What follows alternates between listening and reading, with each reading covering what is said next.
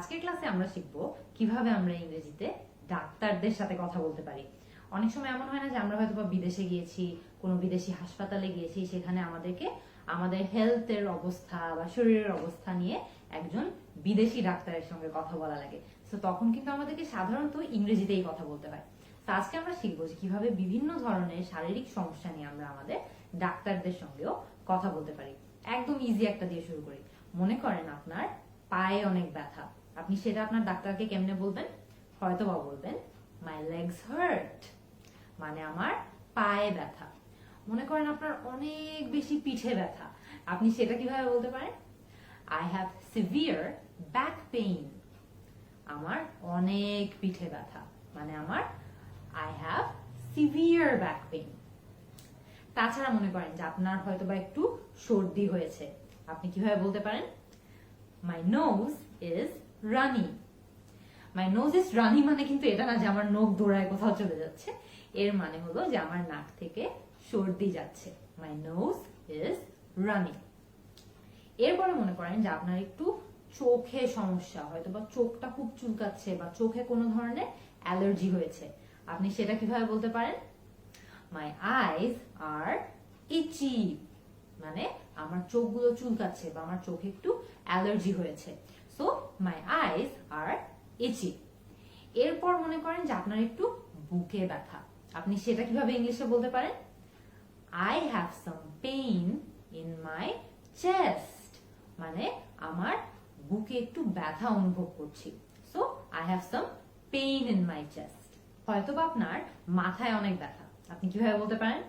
My head hurts, can you please check what's wrong with me, মানে আমার মাথায় ব্যথা, আপনি একটু দেখবেন আমার কি হয়েছে। হয়তো বা আপনার গা চুলকাচ্ছে, আপনি এটা কিভাবে বলতে পারেন? মাই স্কিন ইজ ইচি, মানে আমার গায়ে একটু বা চামড়া একটু নিষ্পিস করছে। মাই স্কিন ইজ ইচি। এরপরে মনে করেন যে আপনার হয়তো কানে ব্যথা, আপনি হয়তো কানে ব্যথার কারণে ঠিক মতো শুনতে পারছেন না। My ears are sore, I cannot hear properly, অথবা I can't hear properly. My ears are sore মানে হলো আমার কানে ব্যথা, and I cannot hear properly অথবা I can't hear properly মানে হলো যে আমি ঠিকমতো কানে শুনতে পারছি না। মনে করেন আপনার দাঁতে ব্যথা, এটা কিন্তু খুবই সহজ, কিভাবে বলতে পারেন? I have a toothache.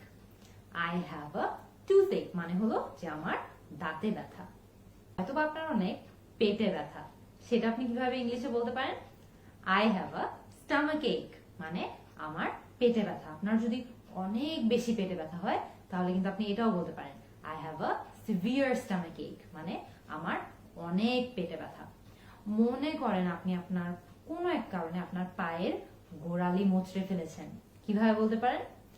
I twisted my ankle, মানে আমি আমার পায়ের গোড়ালি মোচড়ে ফেলেছি।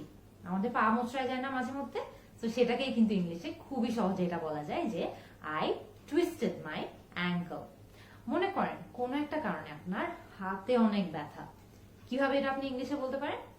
মাই আর্ম ইজ সোর, মানে আমার এই হাতটা খুব ব্যথা করছে। মাই রাইট আর্ম ইজ সোর, মানে আমার ডান হাত খুব ব্যথা করছে। মাই লেফট আর্ম ইজ সোর, মানে আমার বাম হাত খুব ব্যথা করছে। মনে করেন আপনি খুব খারাপ ভাবে আপনার আঙ্গুল কেটে ফেললেন, এটা আপনি কিভাবে বলতে পারেন আপনার ডাক্তারকে? I cut my finger, will you please take a look.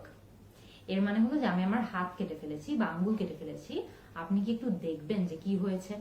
হয়তো আপনার সেলাই প্রয়োজন বা কোনো একটা ওষুধ দেওয়া প্রয়োজন, তো আপনি কিন্তু ইজিলি আপনার ডাক্তারকে এটা জিজ্ঞেস করতে পারেন যে will you please take a look. Will you please take a look মানে হলো যে আপনি একটু প্লিজ দেখেন যে আমার কি হয়েছে।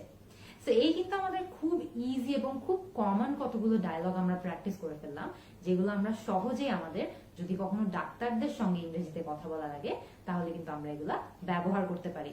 আর কি কি ডায়লগ হতে পারে যেগুলো আমাদের ডাক্তারদের সাথে বলা লাগতে পারে ইংলিশে, আমাকে কমেন্ট সেকশনে জানাবেন। আমি অ্যাজ ইউজুয়াল আপনাদের সবার অ্যান্সারের জন্য ওয়েট করব। See you in the next class.